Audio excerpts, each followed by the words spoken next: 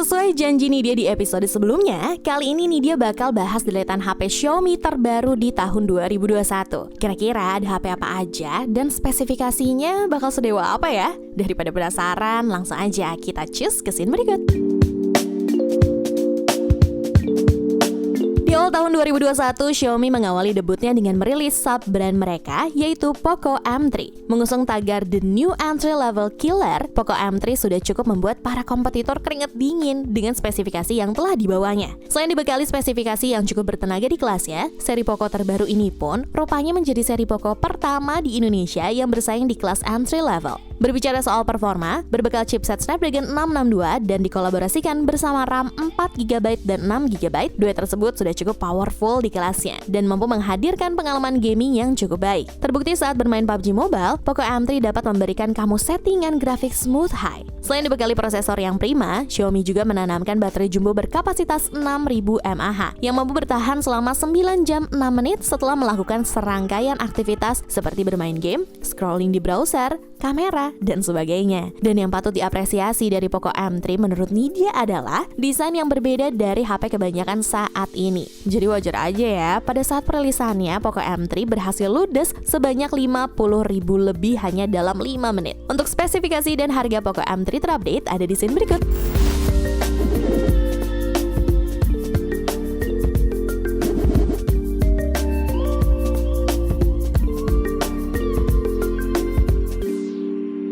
Rilis pada pertengahan Maret di Indonesia, Xiaomi Mi 11 nampaknya kurang begitu diminati di pasar tanah air. Pasalnya, penjualan perdana Mi 11 di Indonesia tidak seramai pada saat perilisannya di Cina kemarin yang berhasil ludes sebanyak 350.000 unit hanya dalam waktu 5 menit. Bahkan Xiaomi pun berhasil meraup keuntungan sampai 1,5 miliar yuan atau berkisar 3,2 triliun rupiah. Ya wajar aja sih, nggak begitu laku di tanah air. Kan masyarakat Indonesia masukannya HP 1 jutaan spek dewa sama HP 2 jutaan spek dewa, menyesuaikan isi dompet gitu. Tapi kalau berbicara performa, Mi 11 udah bisa bikin dia keringetan sih. Selain ditopang chipset Snapdragon 888, panel AMOLED seluas 6,81 inchinya pun mampu refresh rate sampai 120 Hz. Tidak sampai di situ, Mi 11 juga sudah dibekali teknologi motion estimation dan motion compensation, di mana teknologi yang umumnya cuma ada di TV mahal ini berfungsi menghaluskan gerakan video, terutama video slow motion. Dan buat kalian yang suka mendengarkan suara seksi Song Joong Ki di Drakor Vincenzo, speaker Harman Kardon yang tersemat di Mi 11 memiliki kualitas suara yang premium sehingga mampu melarutkan kamu ke dalam film. Aduh, nggak ada apa sugar daddy yang mau beliin Nidia Xiaomi Mi 11? Atau mungkin bapak dewa kipas yang abis dapat duit 100 juta? Bisa kali bagi-bagi rezekinya ke Nidia. Untuk spesifikasi dan harga Xiaomi Mi 11 terupdate ada di scene berikut.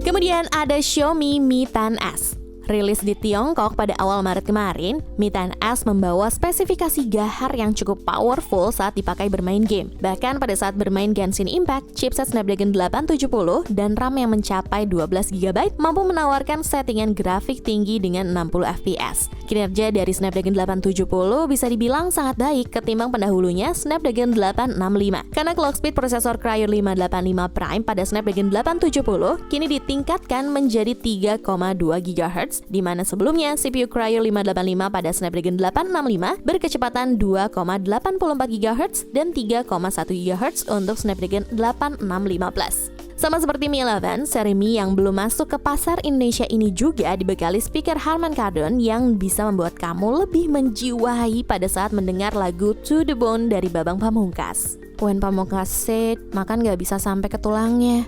Tapi kalau sama kamu, aku mau sampai harta-hartanya. Berbicara soal harga, Mi 10s varian 8 per 128GB dibanderol 3.299 yuan atau berkisar 7,3 jutaan pada saat perilisannya. Sedangkan untuk varian tertinggi 12 per 256GB, Xiaomi membandrolnya seharga 3.799 yuan atau berkisar 8,4 jutaan. Tapi kalau kalian mau meminang Mi 10s harus sedikit bersabar ya, karena sampai saat ini HP yang dibekali kamera utama mencapai 108MP tersebut baru rilis di Cina. Jadi di scene berikut, Nidia kasih spesifikasi lengkapnya aja ya.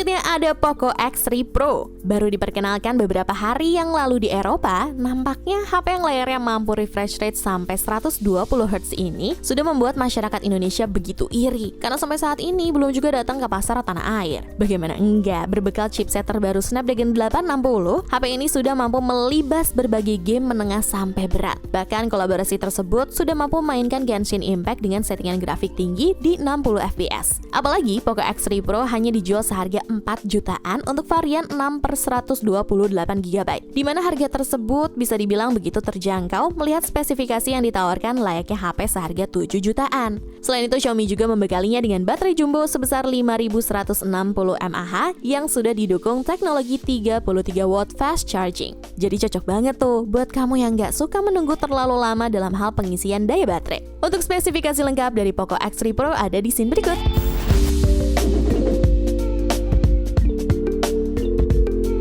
Lalu ada Poco F3. Rilis secara bersamaan dengan Poco X3 Pro, Poco F3 menjadi versi global dari HP flagship Redmi K40 yang sudah terlebih dahulu meluncur di pasar Tiongkok. Untuk memanjakan kamu dalam beraktivitas di media sosial dan bermain game berat, Poco F3 bisa mendukungnya dengan performa powerful dari chipset Snapdragon 870 dan RAM mencapai 8GB. Bukan hanya mengandalkan sektor otak utama, baterai berkapasitas 4520 mAh yang tersemat mampu menemani kamu sampai berjam-jam lamanya pada saat streaming Netflix. Tapi yang sangat disayangkan, HP flagship killer yang digadang-gadang sebagai suksesor dari Poco F1 ini belum diketahui apakah akan rilis secara resmi di Indonesia atau tidak. Untuk harganya sendiri di Eropa, Xiaomi membandrolnya dengan harga €349 atau berkisar 5,9 juta rupiah untuk varian 6/128GB. Sedangkan untuk varian 8/256GB, Xiaomi membandrolnya dengan harga €399 atau berkisar 6,8 juta rupiah. Untuk spesifikasi lengkap dari Poco F3 ada di scene berikut.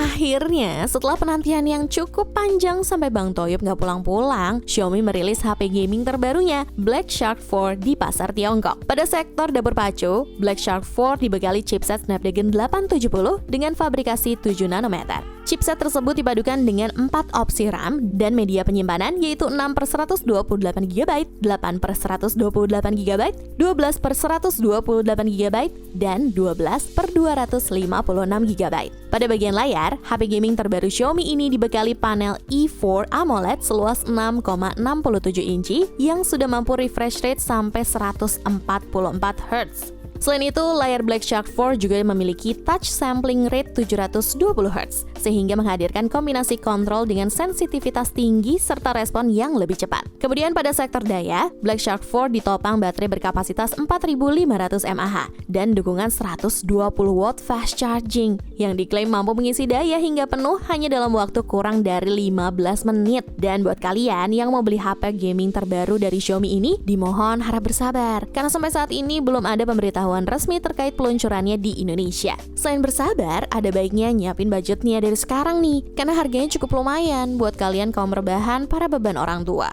Di Tiongkok sendiri, Black Shark 4 dibanderol mulai dari 2.499 yuan atau berkisar 5,5 juta rupiah untuk varian 6/128GB, sampai 3.299 yuan atau berkisar 7,3 juta rupiah untuk varian 12/256GB. Untuk spesifikasi lengkap dari Black Shark 4 ada di scene berikut.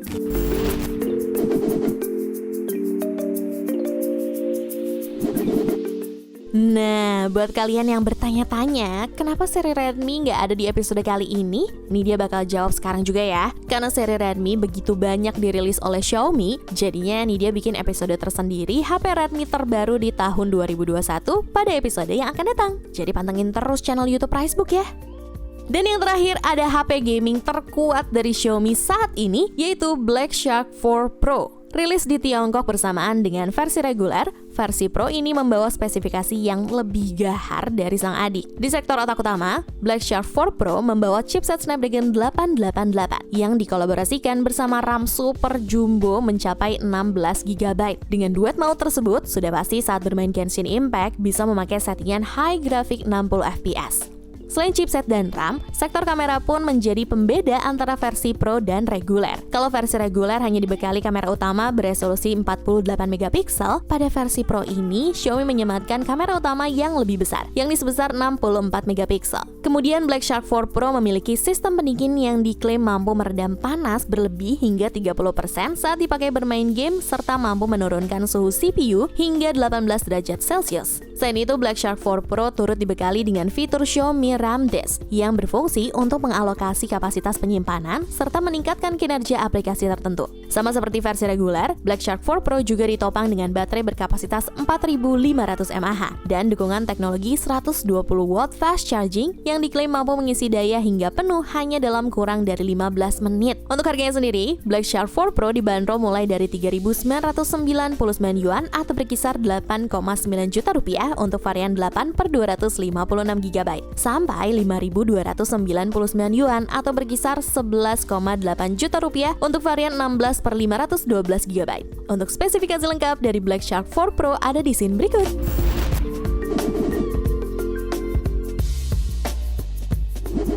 Jangan lupa loh, kalau mau beli produk yang Nidia informasiin bisa cek di kolom deskripsi ya. Nidia pamit, ciao Bella.